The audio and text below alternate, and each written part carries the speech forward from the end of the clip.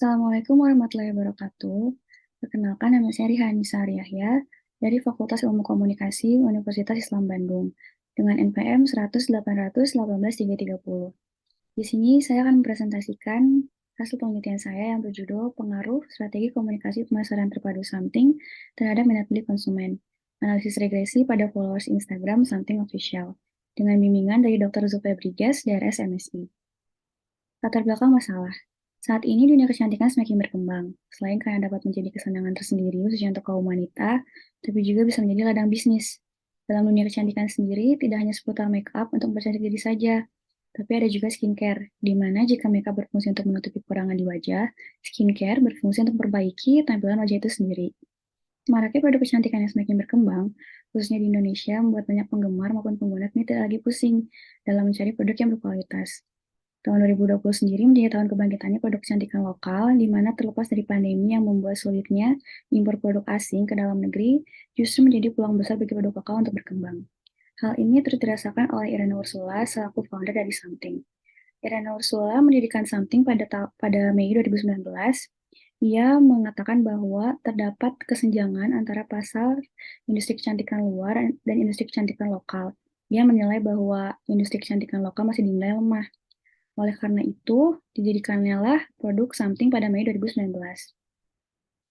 Berdasarkan gambar, dapat dilihat bahwa Something berada di urutan ketiga dalam 10 brand skincare lokal terlaris di e-commerce dengan penghasilan sejumlah 8,1 miliar dalam survei yang dilakukan oleh kompas.co.id pada periode 1 hingga 18 Februari 2021 di Shopee dan Tokopedia.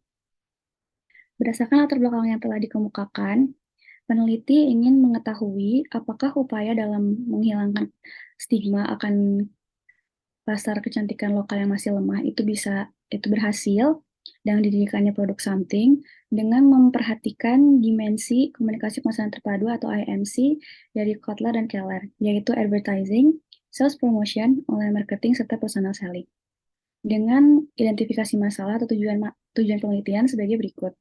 Yang pertama, untuk mengetahui pengaruh advertising Something terhadap minat beli konsumen. Yang kedua, untuk mengetahui pengaruh sales promotion Something terhadap minat beli konsumen. Yang ketiga, untuk mengetahui pengaruh online marketing Something terhadap minat beli konsumen. Dan yang keempat, untuk mengetahui pengaruh personal selling Something terhadap minat beli konsumen. Di sini peneliti menggunakan teori bauran komunikasi pemasaran terpadu milik Kotler dan Keller, di mana terdapat 7 bauran KPT, yang kemudian 4 diantaranya dipilih untuk menjadi turunan variabel X yang diteliti pengaruhnya terhadap minat beli sebagai variabel Y. Hipotesis mayor, H0 tidak terdapat pengaruh pada strategi komunikasi pemasaran terpadu Something terhadap minat beli konsumen. H1 terdapat pengaruh pada strategi komunikasi pemasaran terpadu Something terhadap minat beli konsumen. Metode penelitian menggunakan paradigma positivistik dengan pendekatan kuantitatif dan menggunakan analisis regresi linear berganda. Teknik pengumpulan data menggunakan angket atau kuesioner serta analisis dokumen. Teknik analisis data menggunakan analisis deskriptif, uji asumsi klasik, dan analisis regresi linear berganda. Hasil dan pembahasan. Diperoleh nilai korelasi R sebesar 0,754 yang menunjukkan bahwa masing-masing dimensi KPT yang meliputi advertising, sales promotion, online marketing, dan personal selling berpengaruh terhadap minat beli dengan nilai koefisien determinasi atau R square sebesar 0,568 atau sama dengan 56,8%. Sementara sisa 43,2% lainnya dipengaruhi oleh variabel lain. Diperoleh nilai F hitung sebesar 31,259 dengan DF regresi yaitu 4 dan nilai DF residual 95, nilai F tabel yaitu 2,47 dengan taraf signifikansi 0,05. Nilai signifikansi 0,01 lebih kecil dari 0,05 dan F hitung 31,259 lebih besar dari 2,47. Maka seluruh variabel secara simultan berpengaruh signifikan terhadap minat beli konsumen.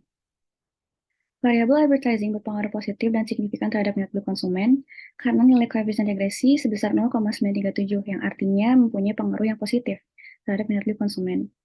Dengan diperolehnya nilai T hitung sebesar 5,891 lebih besar dari 1,985 yang berarti H0 ditolak dan H1 diterima. Variabel sales promotion berpengaruh positif, namun tidak signifikan terhadap minat beli konsumen. Nilai koefisien regresi sebesar 0,219, artinya variabel mempunyai pengaruh yang positif. Dengan diperolehnya nilai T hitung sebesar 1,315 dan T tabel 1,985, maka H1 ditolak dan H0 diterima. Variabel online marketing berpengaruh positif namun tidak signifikan terhadap minat beli konsumen. Nilai koefisien regresi sebesar 0,86 artinya memiliki pengaruh yang positif. Diperolehnya nilai T hitung sebesar 1,254 lebih kecil dari 1,985, yang berarti H1 ditolak, H0 diterima. Variabel personal selling berpengaruh positif namun tidak signifikan. Diperolehnya nilai koefisien regresi sebesar 0,252 yang artinya memiliki pengaruh yang positif. Diperoleh nilai T hitung sebesar 1,052 lebih kecil dari 1,985 yang berarti H1 ditolak dan H0 diterima. Kesimpulannya, variabel advertising mempunyai pengaruh yang positif terhadap minat beli konsumen karena koefisien regresi variabel bernilai positif. Variabel sales promotion mempunyai pengaruh yang positif terhadap minat beli konsumen karena koefisien regresi bernilai positif.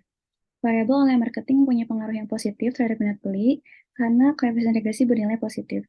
Variabel personal selling mempunyai pengaruh yang positif terhadap minat beli konsumen karena koefisien regresi bernilai positif. Di antara keempat variabel, ketiga variabel memiliki pengaruh yang positif namun tidak signifikan.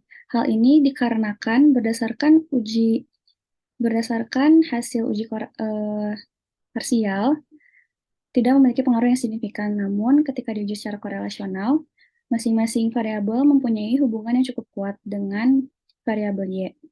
Hal ini dikarenakan adanya distorter variabel atau variabel pengganggu, di mana hubungan yang semulanya kuat menjadi tidak tampak ketika variabel lainnya dilibatkan. Sekian presentasi dari saya, mohon maaf atas segala kekurangannya. Wassalamualaikum warahmatullahi wabarakatuh.